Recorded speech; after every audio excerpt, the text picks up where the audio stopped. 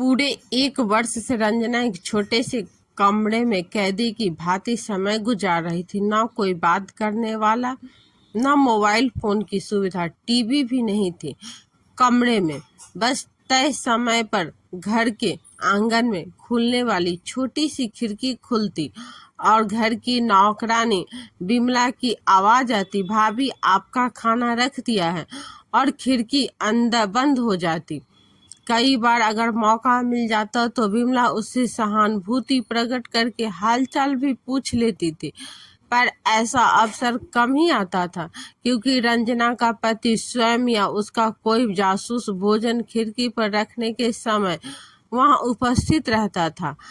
आज भोजन की थाली में मनपसंद खीर देखकर वह चौंकी, क्योंकि उसके नसीब में अच्छा भोजन किसी खास मौके पर ही आता था। रंजना के कमरे में कोई कैलेंडर तक नहीं था कि कौन सी तारीख है, वह यह भी जान सके। उसके तो दिन रात सब बराबर थे, पर खीर देखकर यह तो समझ गई वह कि उसका लाडला 2 बरस का हो गया है। उसकी आंखों में चलचित्र की भांति सब कुछ घूमने लगा। अपने माता पिता की इकलौती संतान रंजना उनके साथ एक छोटे से कस्बे में रहती थी। पढ़ने लिखने में मेधावी रंजना के पिता बेहद साधारण नौकरी करके परिवार का भरण पोषण करते थे। रंजना 12वीं से निकलकर कॉलेज में पहुंची तो माँ को उसके विवाह की चिंता सताने लगी। रंजना आगे पढ़ना चाहती थी और इसमें पिता का पूरा सहयोग रहा। हिंदी साहित्य में रंजना की बहुत रुचि थी और वह अक्सर प्रतियोगिताओं में भाग लेकर विजयी भी होती।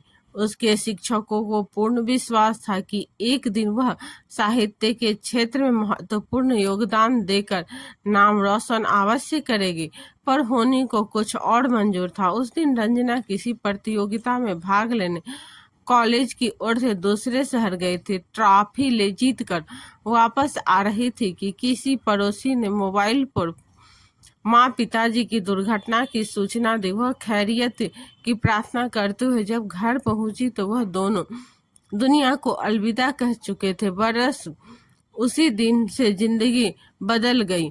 रंजना की चाचा चाची आकर उसे अपने साथ गांव ले गए। मकान तो वैसे भी किराए का था, तो खाली करना ही था। पढ़ाई भी छुड़ावा दी उसकी। कुछ दिन तक उसकी सहानुभूति रंजना के साथ रही। धीरे धीरे सारे घर की जिम्मेदारी उसके कंधों पर आती चली गई, मगर फिर भी उसे बोझ कहा जाता। वह कमजोर नहीं थी, लेकिन हालात के आगे समझौता कर चुकी थी।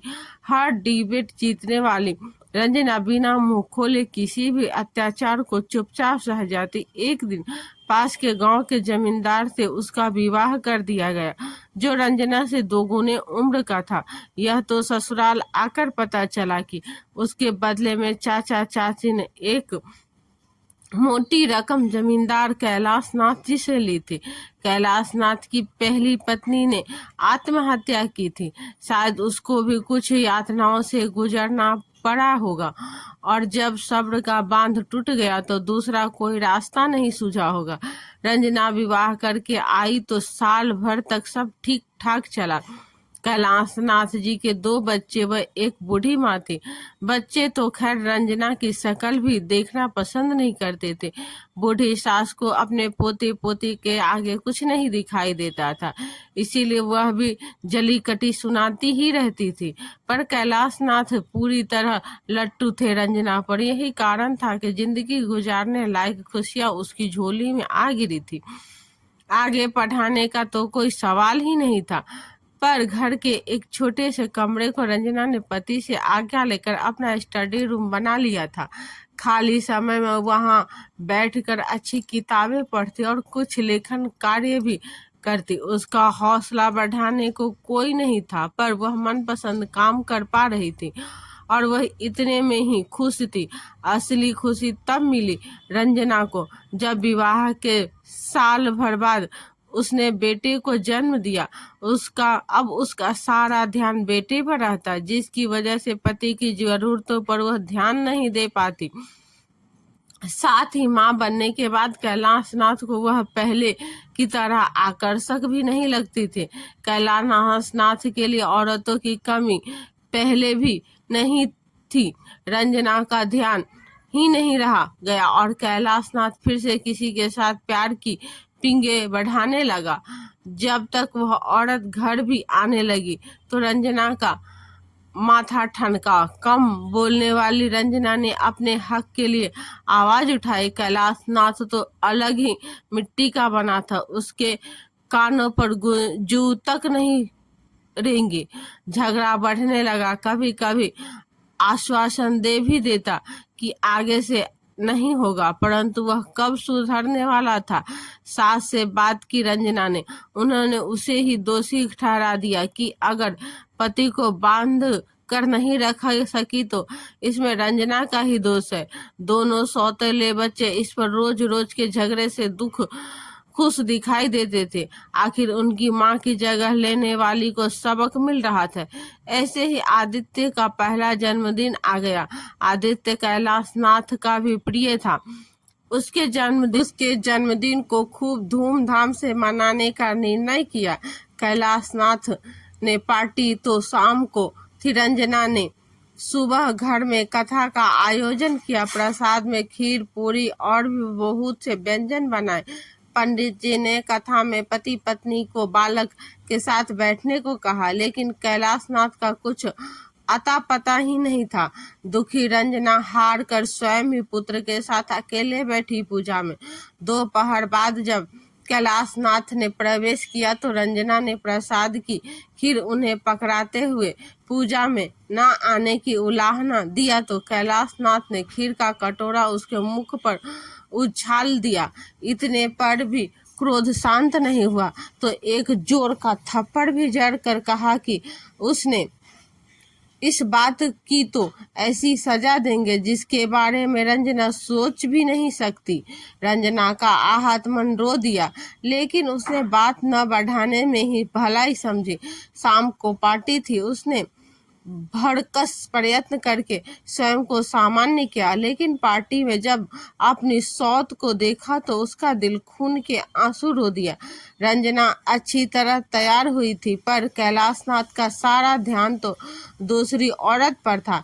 यहाँ तक कि केक काटते समय भी वह कैलाश नाथ के दूसरी ओर पत्नी की तरफ खड़ी थी। नशे में कैलाश नाथ का उस औरत पर गिर जाना और वहां उपस्थित लोगों को रंजना को अजीब नजरों से देखना भीतर तक छलनी कर गया।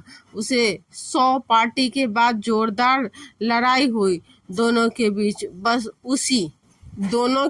बस उसी रात कैलाश नाथ ने उसे उसके स्टडी रूम में यह कहते हुए बंद कर दिया, मैंने कहा था दिन में तुमसे कि दोबारा उलझी मुझसे तो ऐसी सजा दूंगा कि तुम सोच भी नहीं सकती, पर तुम बाज नहीं आई। अब रहो इसी दहाबड़े में। अब यह दरवाजा 1 साल बाद खुलेगा। जिंदा रही तो बाहर आ जाना, नहीं तो क्रियाकर्म कर दूंगा। यकीन नहीं हुआ रंजना को कि कैलाश नाथ सच में बोल रहा होगा। उस रात तो वह भी गुस्से और अपमान में तिलमिलाई और उस कमरे में रोती हुई रही।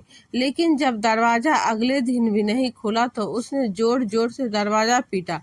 छोटे से आदित्य की नजरें माँ को ढूंढ रही थी। वह बहुत रो रहा था। सब उसे चुप कराने का प्रयत्न कर रहे थे, लेकिन दरवाजा किसी ने नहीं खोला। एक तो वैसे भी रंजना को कोई पसंद नहीं करता था, दूसरा कैलाश नाथ के खिलाफ जाने की किसी की में हिम्मत भी नहीं था। कुछ दिनों में आदित्य भी रोते रोते थक गया। ऐसे में उसे सबसे अधिक संभाला विमला ने। बहुत माफी मांगी रंजना ने, लेकिन कैलाश नाथ नहीं पिघला। सुविधा के नाम पर एक साथ में लगा हुआ बाथरूम था। उस कमरे में पंखा और लाइट भी थे। गनीमती रही कि कैलाश नाथ ने कमरे की बिजली नहीं काटी। जब बाहर आने की सारी मिन्नतें बेकार साबित हुई तो रंजना ने लिखने पढ़ने में ध्यान लगाना प्रारंभ कर दिया।